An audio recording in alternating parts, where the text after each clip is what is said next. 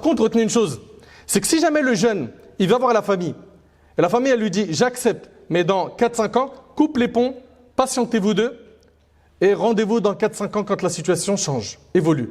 Si par contre, vous allez craquer, vous n'arrivez pas, vous deux, à faire cette séparation pendant ce laps de temps, la priorité ici, ça sera quoi? Préserver votre dîn. Et donc, il faudra quoi? Que la raison arrive à vaincre les sentiments. Il n'est pas d'accord, lui, ou quoi?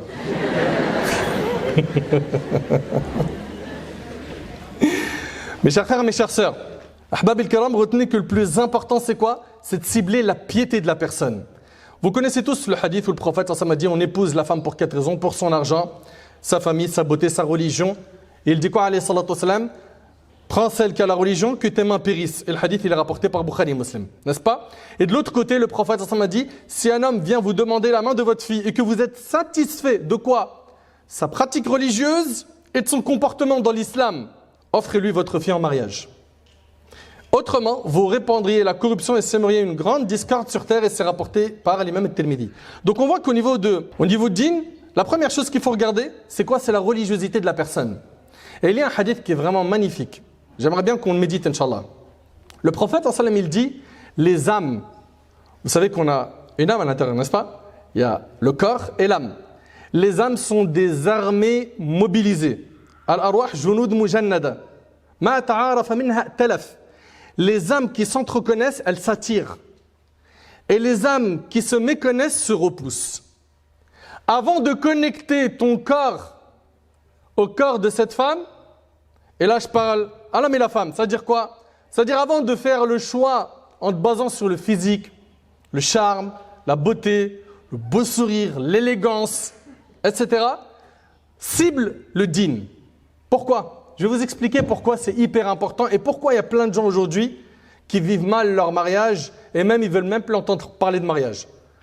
Souvent, c'est le mauvais choix. On n'a pas choisi en fonction de ce que la religion nous a dicté. Le prophète il dit les âmes sont des armées mobilisées, celles qui s'entreconnaissent s'attirent. C'est-à-dire quoi? Le frère il est pieux, la sœur elle est pieuse, les âmes s'attirent. Le frère il est pieux, la sœur ne l'est pas, ou l'inverse, les âmes se repoussent. C'est ça qu'il dit alayhi salatu wassalam. Celles qui s'entreconnaissent s'attirent et celles qui se méconnaissent se repoussent. Connecte d'abord ton âme, regarde si c'est compatible, si ça colle. Pourquoi? Parce que si tu t'es marié pour la richesse, parce qu'il a de l'argent, et ça on entend souvent ça, lui là, il manque de rien. T'as vu combien il gagne? T'as vu sa voiture? Ah non, mais moi dès que j'ai vu la voiture, j'ai signé. T'as signé pour la voiture. Après, qu'est-ce qui se passe? Il va se comporter avec toi comme si tu étais une marchandise. Il va se comporter avec toi comme si tu étais une marchandise. C'est moi qui t'ai acheté, c'est moi qui t'ai fait, c'est moi qui... C'est pas humiliant d'entendre ça, franchement. Ça, c'est pour ce qui est de l'argent. Puis, demain, il perd l'argent. Tu fais comment? Ça y est, c'est fini? Rupture, divorce? Ok. Pour la beauté, on s'est marié que pour ça. Attention, il faut bien évidemment qu'il y ait quoi? Une attirance physique de l'homme envers la femme. Des deux sens, il faut quoi? Qu'il y ait cette attirance. D'ailleurs, généralement, ce qu'il faut cibler, c'est 3 points. Écoute attentivement, s'il vous plaît. Le dîn, ok? L'éducation de la personne, et ça, généralement, on en a des bons échos quand on sonde les familles, les proches, les gens qui les connaissent, n'est-ce pas? Et 3, c'est qu'il y a un certain charme. Un certain charme, qu'elle t'attire, qu'il t'attire. Il y a ces 3 points qui sont validés, bingo. Ok? Là, bien évidemment, je parle des grands axes. Après, on va développer d'autres points. Fallah ibarik fikum. Quand vous avez le projet de vous marier, si c'est l'argent, sachez que l'argent, c'est voué à partir. Si c'est la notoriété, il brille sur le net, un jour, il peut ne plus briller sur le net. C'est comment? Tu lâches ce frère ou cette sœur? Si c'est pour la beauté, ok. Supposons que demain, ta femme, elle fait un accident de voiture, elle perd toute sa beauté. C'est le divorce? Comment on fait? Et si ça arrive à ton mari, il perd toute sa beauté, celle pour laquelle tu l'as choisi. Mais par contre, quand on se marie et qu'on a connecté les âmes, on est ensemble jusqu'au bout. On est ensemble jusqu'au bout, on ne se lâche pas. On se soutient. Je sais qu'elle a été éprouvée ou il a été éprouvé, il a perdu sa beauté ou autre, ou son argent, on est ensemble. Pourquoi? C'est le dîn qui nous a unis. Si tu t'es marié, ma sœur, pour la beauté, ou mon frère, sache qu'elle est vouée à partir un jour, par une épreuve ou autre chose. Ok? Et puis ma sœur, ce frère qui te veut uniquement pour ton corps. Mais c'est pas une insulte, une humiliation pour toi, franchement. La seule chose qu'il veut de toi, c'est ton physique. Ce que tu as dans la tête, ce que tu as comme valeur, ce que tu as comme éducation, il s'en moque. Mais fais le bon choix. Vous savez, là depuis tout à l'heure, je suis en train de dire quoi? La religion, c'est le premier critère, c'est hyper important, c'est hyper important, c'est hyper important.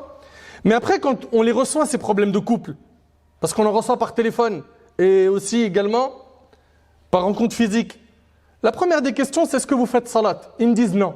Quand ils me disent ils font pas salat, j'ai mal au cœur. Je me dis, mais qu'est-ce que tu veux construire avec quelqu'un qui fait pas salat? Non, mais il est hyper gentil. Mais est-ce que tu as compris que cette personne-là ne respecte pas l'un des piliers les plus importants de l'islam?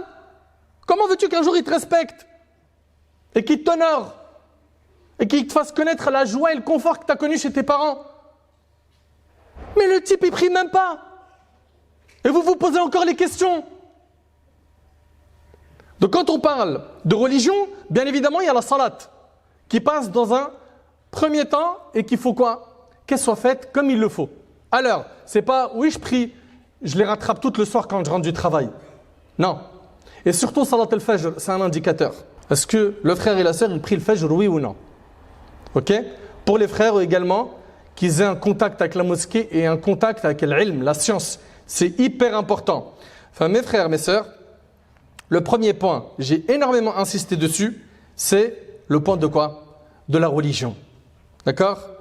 De la religion. Ahbab al-kiram, dans notre religion, quand on veut quelque chose, on la demande à qui? À Allah tabaraka ta'ala, n'est-ce pas? Et des fois on demande à Allah Azza wa Jal, mais ça ne marche pas. Et parmi les choses qui font que ça ne marche pas, qu'il n'y a pas de facilité derrière, c'est quoi? C'est l'absence de taqwa, l'absence de la piété. Plus tu vas travailler sur ton cœur, plus tu vas étudier la religion, plus tu vas faire des adorations, plus tu vas te rapprocher d'Allah, plus il te sera facile d'obtenir ce que tu demandes à Allah subhanahu wa ta'ala. Mais plus tu t'éloignes du chemin d'Allah subhanahu wa ta'ala, plus ça devient très difficile d'avoir son assistance, son aide, son secours, son soutien. Là, depuis tout à l'heure, j'ai détaillé 2 points. La religion et le comportement. Et ça va dans les 2 sens. Je parle ici aux hommes et aux femmes. D'accord? Maintenant, une personne va me dire, mais mon frère, ok, d'accord, très bien. Mais aujourd'hui, il faut dire la vérité, elles sont où les sœurs? Les sœurs, t'as vu, je te parle des vraies sœurs. Pas les sœurs wesh wesh, t'as capté? C'est ce qu'on entend aujourd'hui. Hein. Et t'entends aussi les sœurs dire, les frères, frères pieux, Zarma, ça existe encore. Bien sûr que ça existe. Après, excusez-moi, je vais peut-être vous choquer un petit peu, mais vous allez me dire, j'en vois pas, ben tu fréquentes qui? Qui sont les gens qui sont autour de toi? Si c'est des gens pieux, sache que du bouche à oreille, mashallah, il y a plein de portes qui s'ouvrent. Ok? Le mariage, c'est quelque chose qui est important. Le prophète, alayhi salatu wassalam, vous connaissez, hein, ce hadith où 3 hommes ils sont venus questionner les épouses du prophète, sallam. Il y a des hommes qui sont venus questionner les femmes du prophète sur son adoration. Puis il y en a, il a dit, moi je vais prier toute la nuit sans dormir. Vous connaissez le hadith, hein? Moi je jeûne sans m'interrompre. Et l'autre, il a dit, moi je ne vais pas me marier avec les femmes. Et le prophète, sallam, à la fin, il dit, je prie, je dors, je jeûne et je romps le jeûne, je mange et je me marie avec les femmes. Et il a dit, celui qui se détourne de ma sunna ne fait pas partie des miens. Ça fait partie de la sunna du prophète sallam de se marier. Mais on ne se marie pas n'importe comment. On regarde le côté religieux, on regarde le comportement, on regarde l'apparence. L'apparence, elle est hyper importante. Vous savez, des fois, il y a des gens qui veulent se marier et qui ne se regardent pas. Ils vont faire une rencontre, vous connaissez le terme, un muqabala. Hein? Ils vont faire une muqabala, puis le frère, tu lui dis alors c'était comment? Tu dis, Allah, je ne l'ai pas vu.